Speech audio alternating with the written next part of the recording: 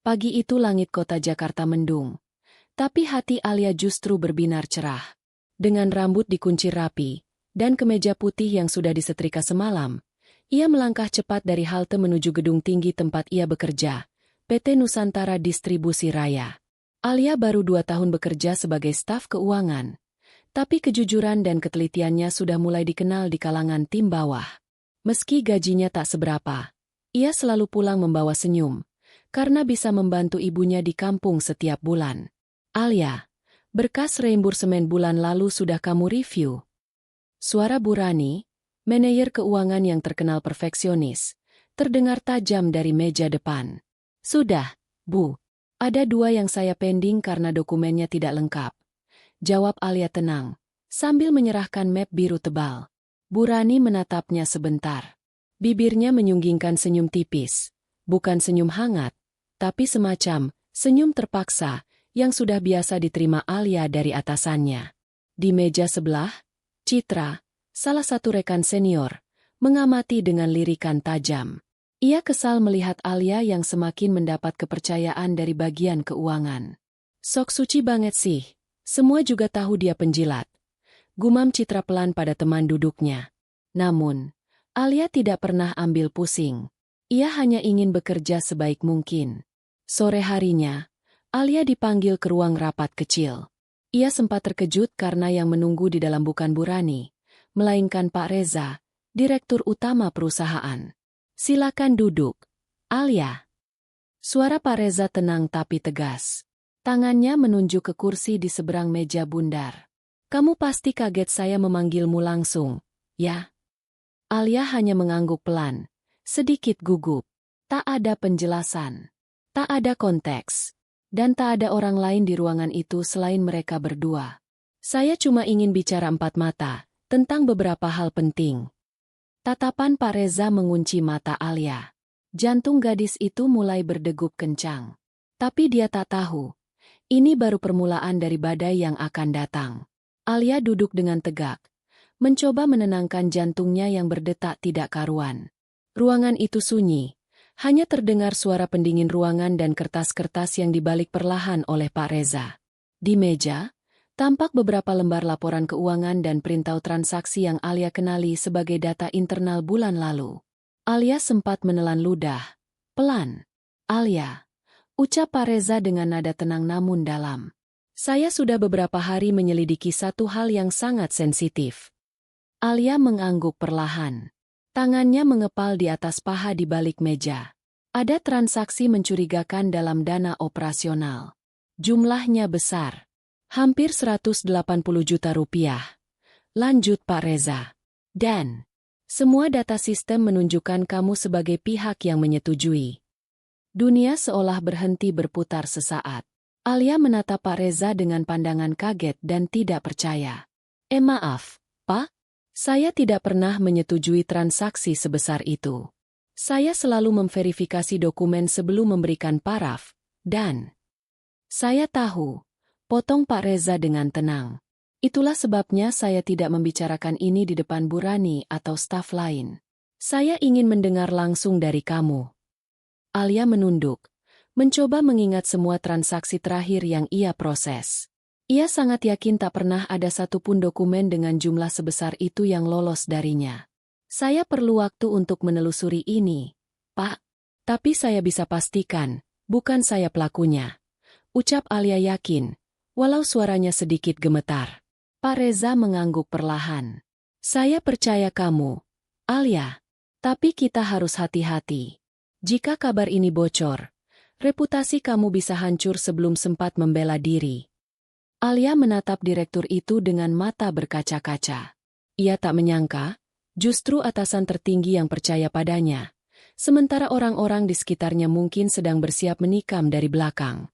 Sementara itu di luar ruangan, Citra berdiri tak jauh dari pintu ruang rapat. Telinganya menguping dari balik pilar. Dipanggil sama Pak Reza diam-diam? Pasti ada yang gak beres. Bisiknya penuh rasa puas. Akhirnya kau dapat juga balasannya, Alia. Citra segera kembali ke ruang kerja, lalu menunduk sambil tersenyum licik. Tahu nggak sih? Si Alia dipanggil Pak Reza langsung. Katanya sih masalah keuangan, ujarnya kepada rekan-rekan. Gosip mulai menyebar dengan cepat di kantor. Namun tidak ada yang tahu. Api besar sedang menyala pelan dari balik diam. Setelah pertemuan itu, Alia keluar dari ruang rapat dengan kepala tertunduk. Bukan karena merasa bersalah, tapi karena beban besar yang kini ia tanggung sendirian. Ia bahkan belum melangkah jauh, tapi sudah bisa merasakan tatapan aneh dari rekan-rekannya.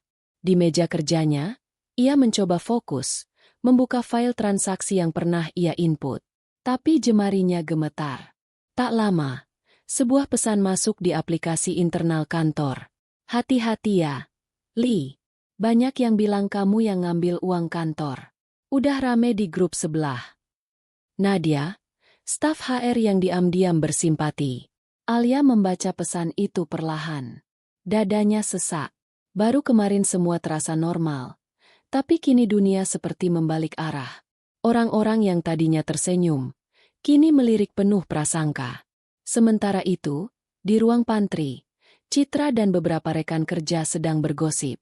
Makanya, jangan sok bersih. Ternyata dalamnya busuk juga. Uang ratusan juta loh, bukan receh. Ujar Citra sambil menyesap kopi. Gila sih kalau sampai ketahuan beneran. Penjara tuh hukumannya. Sambungnya sambil tertawa kecil. Beberapa staf lain hanya mengangguk setengah percaya, setengah takut. Malam harinya, Alia duduk di kosan kecilnya. Di depannya berserakan printout transaksi yang sempat ia simpan dalam file cadangan. Ia menarik napas panjang, lalu menelepon seseorang. Halo, Dimas. Kamu masih kerja di bagian IT kantor kan? Aku butuh bantuannya. Tapi tolong rahasiakan ini. Nyawaku taruhannya. Dimas adalah teman lama Alia saat masa pelatihan di awal kerja. Sejak pindah ke tim IT, mereka jarang berkomunikasi. Tapi sekarang, Alia tak punya banyak pilihan. Keesokan harinya, Dimas datang diam-diam ke ruang kerja keuangan, berpura-pura memperbaiki komputer. Ia lalu menyelipkan flash disk ke CPU Alia. Gue coba telusuri dari sisi log sistem. Tapi hasilnya nggak akan langsung keluar. Tunggu 2-3 hari, ya. Kalau memang ada yang nyamar jadi kamu lewat sistem internal, kita bisa tahu, bisiknya pelan. Alia mengangguk penuh harap. Ia tahu, hanya satu jejak kecil bisa mengungkap semuanya. Namun di sudut ruangan lain, mata Citra memperhatikan gerak-gerik Alia dengan tajam. Ia mempersempit matanya, lalu tersenyum sinis. Main belakangnya sekarang? Jangan harap kamu bisa lepas begitu aja, Alia. Citra tahu waktunya belum habis. Ia menyimpan satu kartu truf. Dan itu akan segera ia gunakan. 2 hari telah berlalu sejak Alia meminta bantuan Dimas. Setiap menit terasa menyesakkan. Sepulang kerja, Alia selalu memandangi ponselnya, menunggu kabar. Harapan dan kecemasan bercampur menjadi satu. Sementara itu, gosip di kantor makin liar. Bahkan staf dari divisi lain pun mulai membicarakan Alia. Setiap langkahnya terasa diawasi. Bahkan, beberapa rekan mulai menjauh seolah ia pembawa sial. Pagi itu, Dimas akhirnya mengirim pesan. Lee, aku sudah dapat sebagian datanya. Tapi, ada yang aneh. Alia segera mengajaknya bertemu di kantin belakang gedung, tempat yang jarang dilalui staf. Transaksi sebesar itu memang dilakukan dari akunmu. Tapi, ujar Dimas pelan, log aktivitas IP address-nya nggak sesuai. Lokasi loginnya dari server lantai 7, ruangan Burani. Alia terdiam. Tangannya gemetar menggenggam ponsel. Tapi aku nggak pernah ke lantai 7. Komputernya pun dikunci akses. Hanya manajer yang punya. Makanya aku yakin, ini kerjaan orang dalam. Dan parahnya, rekaman akses user kamu itu bersih. Seperti sudah dimanipulasi. Sementara itu, di ruangan manajer keuangan, Burani dan Citra sedang berbincang dengan serius. Di hadapan mereka, sebuah map berisi laporan hasil audit sementara. Aku sudah pastikan dia terlihat bersalah. Laporan ini akan kita bawa ke direktur minggu depan, ujar Burani tegas. Tapi kalau kamu mau habiskan dia lebih cepat, aku nggak keberatan. Citra tersenyum tipis. Biar dia capek dulu main detektif-detektifan. Biar makin sakit pas jatuhnya nanti. Mereka tak tahu bahwa Alia mulai mendekati sesuatu yang besar. Malam itu, Alia duduk sendirian di kosan. Dimas mengiriminya file rekaman aktivitas sistem yang sudah ia simpan terpisah. Tapi sebagian data tiba-tiba korup. Ini aneh, Li. Filenya seperti sengaja dihancurkan. Sepertinya ada seseorang dari dalam yang menghapus jejak transaksi. Jadi kita nggak punya bukti lagi? Tanya Alia, nyaris putus asa. Belum tentu. Tapi kita harus cari log cadangan. Biasanya tersimpan di backup server internal perusahaan. Sayangnya, aku nggak punya akses ke situ. Tapi apa? Tanya Alia, menatap penuh harap. Pak Reza punya. Atau minimal, sekretarisnya. Mata Alia membesar. Berarti, aku harus bicara lagi dengan Pak Reza. Pagi itu, Alia memberanikan diri naik ke lantai tertinggi kantor, lantai direksi. Di depan pintu ruangan Pak Reza, ia sempat ragu. Tapi ingatannya tentang ibunya yang harus dikirimi uang, serta rasa malu karena dituduh tanpa bukti, menguatkannya. Ia mengetuk perlahan. Masuk. Suara dari dalam terdengar tegas namun tak mengintimidasi. Pak Reza mendongak dari balik meja kerjanya. Alia, ada perkembangan. Alia langsung duduk, menghela napas pelan. Pak, saya dan Dimas dari tim IT sempat menelusuri log sistem. Kami menemukan kejanggalan. Transaksi ratusan juta itu memang muncul dari akun saya, tapi IP loginnya berasal dari lantai 7. Pak Reza menajamkan tatapannya. Dan lebih parah lagi, sebagian data bukti sudah dihapus. Tapi katanya, masih ada kemungkinan data cadangannya tersimpan di backup server internal, yang hanya bisa diakses dari akun direktur atau sekretaris, tambah Alia. Sesaat hening, Pak Reza menatap Alia lama. Lalu ia berdiri dan berjalan ke jendela. Apa kamu tahu, Alia? Perusahaan ini sudah lama saya curigai disusupi orang dalam yang berbahaya. Alia terkejut. Maksud Bapak? Saya diam-diam sedang audit beberapa divisi. Dan, keuangan salah satu yang paling mencurigakan. Ucap Pak Reza, berbalik menatap Alia serius. Saya akan bantu. Tapi mulai sekarang, kamu harus lebih hati-hati. Kalau mereka tahu kamu sudah sampai sejauh ini, nyawamu bisa jadi taruhannya. Sore harinya, Pak Reza memanggil sekretarisnya, Maya, yang sudah bekerja dengannya lebih dari 5 tahun. Saya butuh kamu buka file cadangan transaksi bulan lalu, langsung dari server utama. Ucapnya sambil menyerahkan flash disk. Baik, Pak. Tapi apa ini untuk investigasi yang selama ini Bapak rahasiakan? Tanya Maya sambil menatap penuh tanya. Pak Reza mengangguk.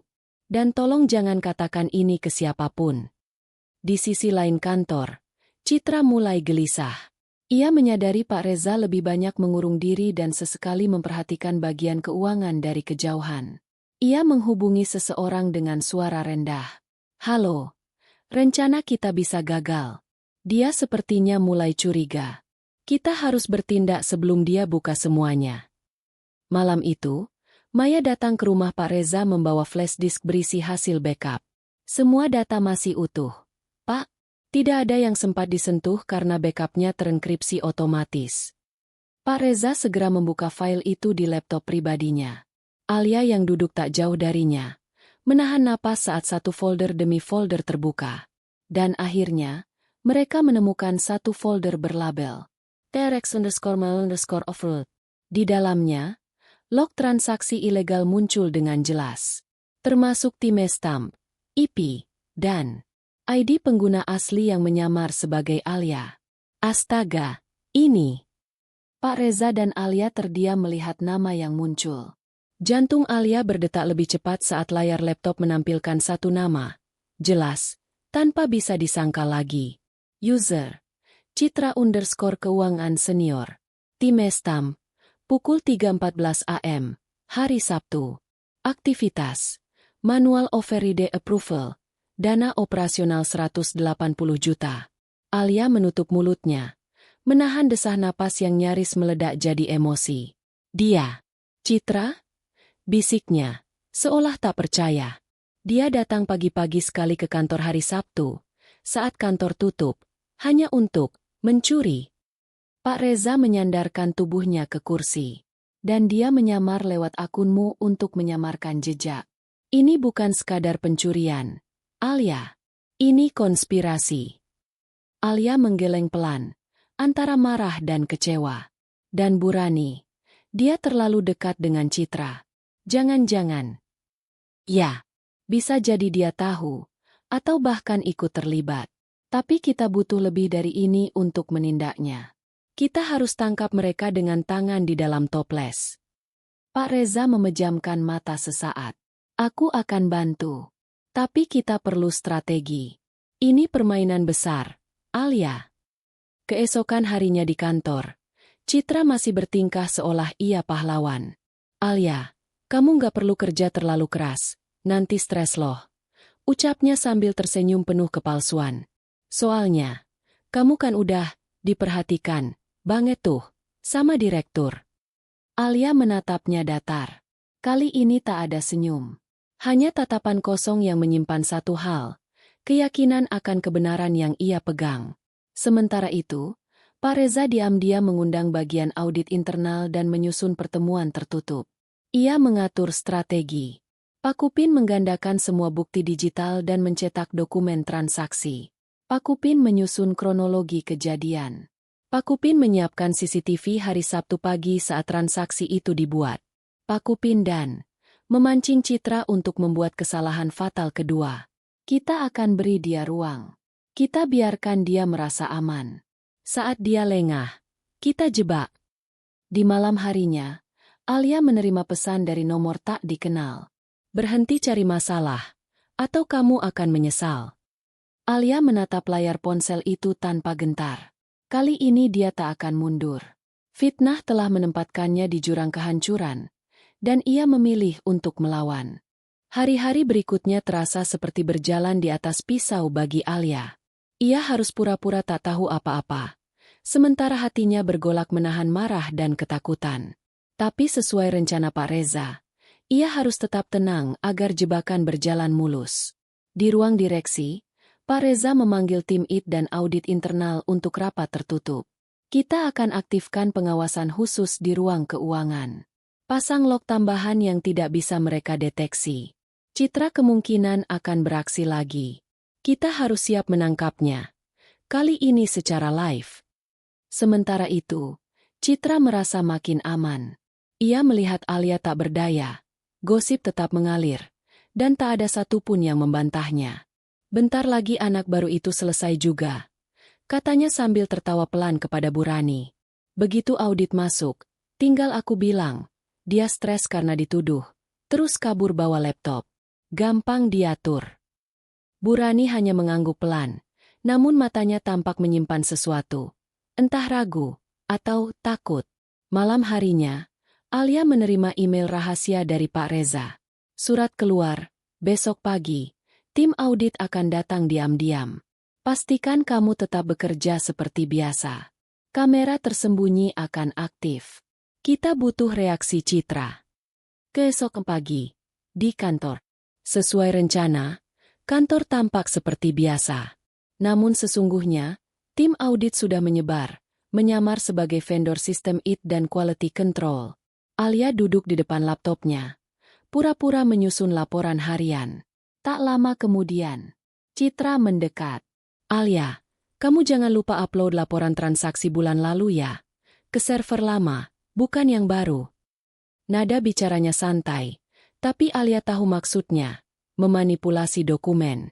Oh, yang server yang masih pakai sistem lama itu ya? Bukannya udah dilarang? Tanya Alia, menguji. Udah, kamu ikutin aja. Gimana sih? Makanya jangan banyak tanya. Sahut Citra ketus. Yang Citra tidak tahu, semua percakapan itu terekam dengan jelas oleh alat perekam kecil yang ditaruh di dalam pot tanaman oleh tim audit. Beberapa menit kemudian, Burani memanggil Citra ke ruangannya. Namun saat mereka berbicara, tiba-tiba, Pak Reza masuk, diikuti tim audit dan keamanan kantor. Bu Rani, Citra, mohon ikut kami ke ruang direksi sekarang juga. Ada hal penting yang harus dibicarakan. Wajah Citra langsung pucat. Bu Rani mencoba tersenyum kaku. Di ruang direksi, Pak Reza meletakkan semua dokumen dan rekaman di atas meja. Tayangan CCTV, log aktivitas sistem, rekaman suara saat Citra menyuruh Alia upload ke server lama. Citra, kami memiliki bukti bahwa kamu melakukan manipulasi transaksi dan sengaja menyamar menggunakan akun Alia. Kami juga menduga ini bukan kali pertama kamu melakukannya. Citra bangkit dari kursi. Ini fitnah. Pak, saya dijeb. Silakan bicara di depan hukum nanti. Potong Pak Reza. Keamanan. Silakan antar ke ruang isolasi pegawai. Dua petugas keamanan masuk. Citra akhirnya berteriak panik. Bu Rani, bantu aku. Kamu ikutkan. Jangan biarkan aku sendiri. Namun Bu Rani hanya menunduk. Tangan gemetar. Karena dia tahu, setelah ini, gilirannya akan tiba. Citra telah dibawa keluar dari ruangan. Wajahnya penuh amarah dan ketakutan. Tapi suasana di ruang direksi belum juga reda. Semua mata kini tertuju pada Bu Rani, manajer keuangan yang selama ini sangat dihormati dan diam-diam ditakuti. Pak Reza menatap Bu Rani dalam diam. Tangannya menyusun dokumen hasil audit terbaru. Bu Rani, Anda tahu apa yang akan saya tanyakan, bukan? Bu Rani menarik napas dalam-dalam, lalu menghembuskan pelan. Saya tidak tahu persis apa yang dilakukan Citra. Tapi saya menutup mata. Saya pikir itu hanya kesalahan kecil. Saya tidak ingin membuat keributan. Kesalahan kecil? Tanya Pak Reza datar. Atau Anda membiarkannya karena menerima bagian dari kesalahan kecil itu? Bu Rani menunduk. Jemarinya menggenggam lengan kursi. Gemetar. Saya butuh uang waktu itu. Suami saya sakit. Citra yang datang menawarkan. Katanya cuma 1 kali. Tapi ternyata Anda masuk terlalu dalam untuk bisa keluar. Sahut Pak Reza tajam. Dan sekarang, Anda akan ikut mempertanggungjawabkan semua ini. Sore harinya, berita tentang penangkapan Citra dan penyelidikan terhadap Bu Rani menyebar cepat di seluruh kantor. Alia masih duduk di mejanya. Banyak mata kini menatapnya berbeda. Tidak lagi dengan curiga, tapi dengan rasa bersalah. Beberapa orang mulai mendekatinya. Alia, maaf ya, kami terlalu cepat menilai. Kami nggak tahu ternyata kamu dijebak. Alia hanya tersenyum tipis. Luka itu belum hilang, tapi kebenaran yang akhirnya muncul membuatnya bisa bernapas lega. Di ruang direksi, Pak Reza mengundang Alia masuk. Kali ini, tak ada ketegangan seperti dulu. Alia, saya ingin ucapkan terima kasih. Keberanian kamu membantu mengungkap praktik kotor yang selama ini bersembunyi di balik sistem kami. Alia mengangguk hormat. Saya hanya ingin membersihkan nama saya, Pak. Dan saya benci ketidakadilan. Pak Reza tersenyum kecil. Saya tahu. Karena itu, saya punya kabar untukmu. Alia menatap penasaran. Mulai minggu depan, kamu saya angkat jadi koordinator audit internal muda.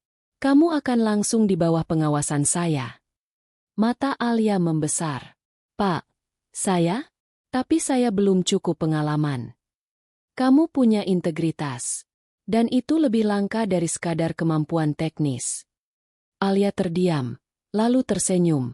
Senyum yang tulus, untuk pertama kalinya setelah sekian lama. Sementara itu, di mobil tahanan, Citra menatap kosong keluar jendela. Tangannya terikat. Semua gara-gara dia. Si anak baru itu. Kalau saja aku lebih hati-hati. Namun di belakangnya, salah satu penyidik berkata lirih. 1 jatuh, 2 terbongkar. Kita lihat siapa berikutnya. Sudah seminggu sejak penangkapan Citra dan penyelidikan terhadap Bu Rani dimulai. Kantor yang biasanya dipenuhi gosip dan bisik-bisik, kini berubah lebih tenang. Aura mencurigai satu sama lain perlahan memudar. Namun, luka yang ditinggalkan oleh fitnah dan pengkhianatan itu belum sepenuhnya sembuh. Di ruangan khusus tim audit, Alia kini mengenakan badge baru, koordinator audit internal muda. Status yang dulu tak pernah ia bayangkan, apalagi setelah tuduhan pencurian uang ratusan juta yang sempat membuatnya hampir dipecat. Pagi itu, ia bersama Pak Reza dan tim audit menyusun laporan lengkap untuk dilaporkan ke Dewan Direksi Pusat. Data terakhir sudah masuk, Pak, kata Alia sambil menyerahkan folder. Dan kami berhasil menelusuri 2 transaksi mencurigakan lainnya. Ternyata bukan hanya Citra, tapi ada nama baru yang mulai muncul. Pak Reza mengangguk, membaca cepat file di tangannya. Hasil kerja kamu luar biasa, Alia. Tapi ini artinya masalah belum selesai. Ini baru permulaan. Sore, Ruhardi. Burani akhirnya dipanggil untuk sidang internal terakhir. Tim hukum perusahaan menyimpulkan, meski tidak aktif mencuri, Burani terbukti mengetahui kejahatan anak buahnya dan membiarkannya terus berjalan. Itu membuatnya dianggap lalai dan melanggar etika kerja berat. Kami menyayangkan keputusan Anda, Burani, kata salah satu dewan etika. Seseorang dengan jabatan tinggi seharusnya memberi contoh, bukan membiarkan kecurangan. Dengan air mata tertahan, Burani menunduk. Saya siap menerima sanksi. Dan saya ingin minta maaf secara pribadi kepada Alia. Di depan ruangan karyawan. Untuk pertama kalinya, Burani menghampiri Alia langsung. Banyak rekan kerja menyaksikan. Suasana hening. Alia, ucap Burani pelan. Saya minta maaf. Saya salah. Saya terlalu sibuk melindungi nama baik, sampai mengorbankan nama baik orang lain. Alia menatap mata perempuan yang dulu membuatnya menangis diam-diam di toilet kantor. Saya sudah memaafkan, Bu. Tapi saya harap permintaan maaf ini bukan hanya untuk saya, tapi juga untuk semua yang sempat percaya pada kebohongan. Burani mengangguk. Lalu dengan langkah berat, ia meninggalkan kantor untuk terakhir kalinya. Di ruang direksi, Pak Reza memandang ke arah jendela kantor. Tahukah kamu, Alia, waktu saya diam-diam menyelidiki kasus ini, saya sempat putus asa. Tapi ternyata, harapan itu datang dari orang yang justru paling direndahkan. Alia tersenyum. Saya hanya ingin membuktikan satu hal, Pak, bahwa yang benar tetap benar. Meskipun awalnya kalah suara. Pak Reza membalas senyumnya. Dan kamu sudah berhasil. Sepekan kemudian, di lobi kantor, Alia melangkah keluar dari gedung. Kini dengan kepala tegak. Ia tak lagi disebut anak baru yang mencuri, melainkan orang yang menyelamatkan nama perusahaan dari dalam. Beberapa karyawan baru menyapanya dengan senyum kagum. Mbak Alia ya? Kami dengar kisahnya. Keren banget. Alia tersenyum sambil menatap langit senja. Terima kasih, bisiknya pelan. Untuk luka, hinaan, dan semua tuduhan. Karena tanpanya, saya mungkin tak akan pernah berdiri di titik ini.